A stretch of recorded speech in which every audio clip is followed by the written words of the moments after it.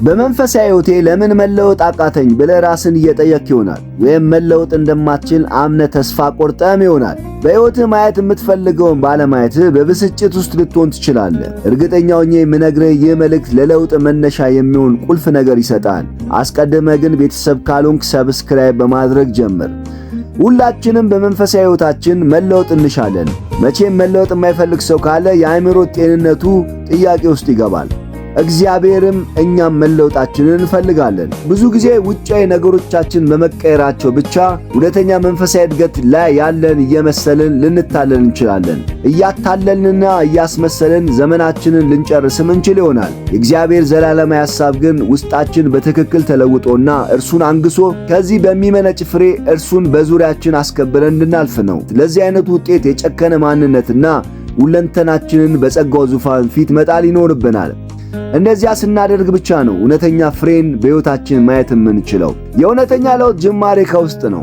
አመለካከታችን ሲለወጥ ተግባራችን ይለወጣል። በሕይወታችን እውነተኛ መንፈሳዊ ለውጥ እንዲመጣ ካስፈለገ ከምር ለመለወጥ መወሰን ይኖርብናል። የለውጥ እርምጃን በመውሰድ እንደ ሞዴል ዛሬ የምናነሳው በዘፍጥረት ምዕራፍ 32 ቁጥር 22 ላይ ያለው ያዕቆብን ነው። ያዕቆብ የስሙ ትርጉም አታላይ ማለት ነው። የሚገርመው ነገር ስሙና ተግባሩ ተመሳሳይ መሆኑ ነው። አባቱንና ወንድሙን አታሎ የብኩርና በረከት የወሰደ ነው። ያዕቆብ ከማናቸውም አይነት ሁኔታ ላይ ማትረፍ የሚወድና ራስ ወዳድ ሰው ነበር። ሁልጊዜ ራሱን የሚያስቀድም መንፈሳዊ ያልሆነ ሰው ነበር። አስቸጋሪ ነገሮች ሲገጥሙት በእግዚአብሔር ታምኖ ከመጋፈጥ ይልቅ ይሸሽ የነበረ ሰው ነው።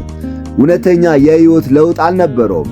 ያዕቆብ በራሱ በመደገፍ ማንኛውንም ጉዳይ በራሱ የመፍታት አካሄድ የሚከተልም ሰው ነበር። አታሎ ብዙ ነገር አድርጎ በምድራዊ ሀብት ደረጃ ከበለጸገ በኋላ ነገር ግን ያልተፈቱ ችግሮች የነበሩበት ሰው ነው። ዘፍጥረት ምዕራፍ 32 ቁጥር 22 ላይ እንደሚተርክልን ያዕቆብ ባለጠጋ ሆነ። ከላባ ቤት ወጥቶ ወደ አባቱ ምድር ለመመለስ ጉዞ እያደረገ ነው። ከፊት ለፊቱ ትላንት አታሎትና አጭበርብሮት የነበረ ወንድሙ እንደ ትልቅ ጋሬጣ በመንገዱ ላይ አለ። ይህን ጋሬጣ እንዴት እንደሚያልፍ ጭንቅ ስለሆነበት አንዴ ይጸልያል፣ አንዴ በእጅ መንሻ ለማምለጥ ይዘይዳል። አብረውት ያሉትን ባሮችና ንብረቶቹን ለሁለት ከፍሎ ይህንን አስቸጋሪ ሁኔታ ለማለፍ የሚችለውን ያህል መፍትሄ እያበጀ ነው ያለው። ግን ይህ ሁሉ ዝየዳ መጨረሻ ላይ እንደማይጠቅመው ከተረዳ በኋላ አስደናቂ እርምጃዎችን በማድረግ በሕይወቱ ላይ ትልቅ ለውጥ አደረገ። አብረውት ያሉትን ሁሉ ከፊቱ አስቀድሞ የያቦቅን ወንዝ አሻገራቸው። ለብቻው ቀረ። ያቦቅ ማለት ራስን ባዶ ማድረግ ማለት ነው። ለጸሎትም ተንበረከከ። ከአንድም ሰው ጋር እስከ ንጋት ይታገል ነበር። ያም ሰው ሊነጋ አቅላልቷልና ልቀቀኝ ሲለው ያዕቆብ ካልባረከኝ አልለቅም አለው። እጅግ በሕይወታችን የሚያስፈልገን ድንቅ ውሳኔና ጸሎት ማለት ይሄ ነው። ለመጀመሪያ ጊዜ እውነተኛ ማንነቱን ተናገረ። ሰውየው ስም ማን ነው ሲለው ያዕቆብ ነኝ አለ። ያዕቆብ ማለት አታላይ ማለት ነው። እውነተኛ ለውጥ ፈላጊም እንደሆነ አስመሰከረ። ይህ ያዕቆብ የታገለው ትግል ኢየሱስ በጌቴሰማኒ ከጸለየውና ራሱን ለኃጢአት መሥዋዕት አድርጎ ለመስጠት ካማጠበትና ከቃጠተበት የጸሎት ትግል ጋር ተመሳሳይነት እንዳለው የመጽሐፍ ቅዱስ አዋቂዎች ይናገራሉ። ያዕቆብም በዚያች ሌሊት ከአምላኩ ከእግዚአብሔር ጋር ታገለ፣ መንፈሳዊም ድልን አገኘ፣ ስሙም ተቀየረ እስራኤል ተብሎ። ያዕቆብ ከዛ መንፈሳዊ ትግል የተነሳ ስሙ ተለወጠ። እስራኤል ማለት ከእግዚአብሔር ጋር ታግሎ አሸነፈ ማለት ነው። ከዚያ አስደናቂ ትግል በኋላ ሲመሰክርም እግዚአብሔርን ፊት ለፊት አየሁት፣ ሰውነቴም ድና ቀረች ብሎ ውጤቱን ተናገረ። ምዕራፍ 33 ላይ እንደምናየው የፈራው ወንድሙ ጋር ተገናኙ፣ ተሳስመውም ተላለፉ። ከእግዚአብሔር ጋር ስንስማማ ጠላቶቻችን እንኳን ከእኛ ጋር እንዲስማሙ ማድረግ ይችላልና ነው። ያዕቆብ የወሰዳቸው እርምጃዎች እግዚአብሔርን በሕይወቱ ፊት ለፊት እንዲያይ አድርጎታል። በእኛም ሕይወት እንዲህ አይነት ጊዜዎች ራሳችንን በመስጠት የጠለቀ ግንኙነት እንዲኖረን ያደርጋል። ያለ እውነተኛ መንፈሳዊ ትግል ለውጥ የለም። በእርሱ ፊት ራሳችንን ባዶ በምናደርግበት ጊዜ፣ በፊቱ በምንወርቅበት በዛች ታይም እግዚአብሔር በሕይወታችን መስራት ይጀምራል። በፊቱ የወደቀ ሰው በእግዚአብሔር ይዳሰሳል። እግዚአብሔር የዳሰሰው ሰው ደግሞ ይለወጣል። ዛሬ በመንፈሳዊ ሕይወታችን መለወጥ እንሻለን፣ ግን ደግሞ ከእግዚአብሔር ጋር ያለን ግንኙነት አነስተኛ ነው። መለወጥ ምንጩ እግዚአብሔር ጋር ነው ያለው። ከእግዚአብሔር ጋር የዋሉ ባህሪያቸው ይለወጣል። አነጋገራቸው ይቀየራል። ከእግዚአብሔር ጋር በምታሳልፉበት በየትኛውም ጊዜ ውስጥ ሕይወታችሁ እየተሰራና እየተለወጠ እንደሆነ ማመን አለባችሁ። ያዕቆብ ያደረገው ይህንን ነው። ሁሉን ነገር ካሳለፈ ካሻገረ በኋላ ከእግዚአብሔር ጋር ብቻውን ቀረ። ከእግዚአብሔር ጋር ታገለ። ለውጥን ከምድሩ ፈለገ። እግዚአብሔርም ነካውና ተለወጠ።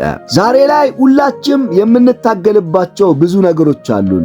የአብዛኞቻችን ሕይወት ከያዕቆብ ጋር በሚገባ ይመሳሰላል።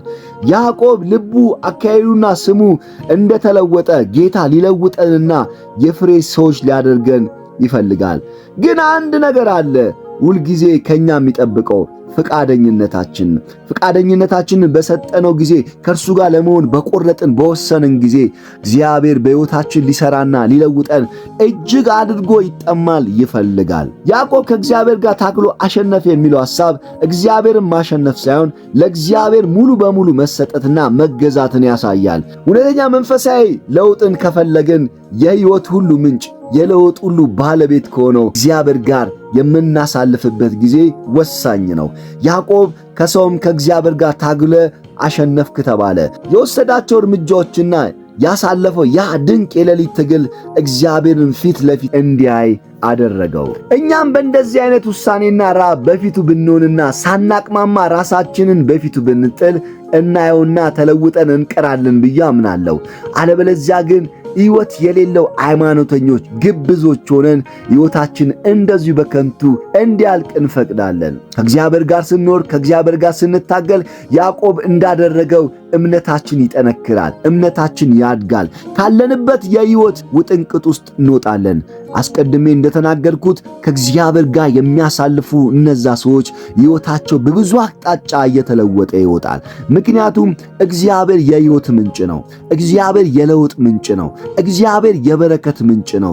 ነገሮቻችን እርሱ ጋር ስንጥል፣ እርሱ የራሱን ነገር ሲያስታጥቀን ሕይወታችን እየተለወጠና ከግራ መጋባት እየወጣን እንመጣለን። ስለዚህ አንድ ውሳኔ ያስፈልጋል ማለት ነው።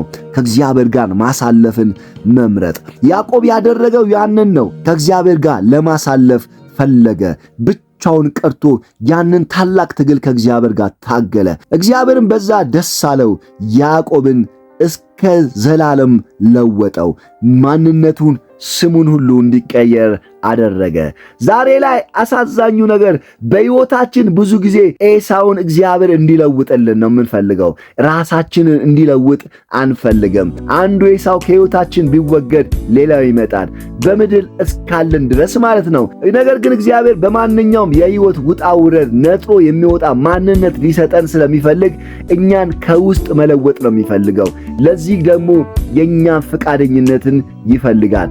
ስለዚህ እሺ እንበለው። እጆች ይስሩኝ፣ ይለውጡኝ፣ ያበጃጁኝ እንበለው። መስራትና መለወጥ ያውቅበታል። እንዳላሸነፈው ባየ ጊዜ የጭኑን ሽሉዳ ነካው እንደሚል ሰባብሮ የራሱ ሊያደርገንና ትሑት አድርጎ የሚጠቅም የክብር ቃል ያደርገን ይመኛልና እንፍቀድለት። ሕይወቴን ሁልጊዜ የሚያነቃቃውን ነገር ልንገራችሁ። ያዕቆብ ካደረጋቸው እርምጃዎች እጅግ የሚያስደስተኝ ያዕቆብ ለብቻው ቀረ የሚል ሐሳብ ነው። በዛች አመሻሽ ቀን በሐሳብና በጉልበት ሊረዱት የሚችሉ ሰዎች ሁሉ አሻግሮ ለብቻው ሆነ። እውነተኛ ውስጣዊ ለውጥን ፈልጓልና ውጫዊ ከበባን አስወገደ።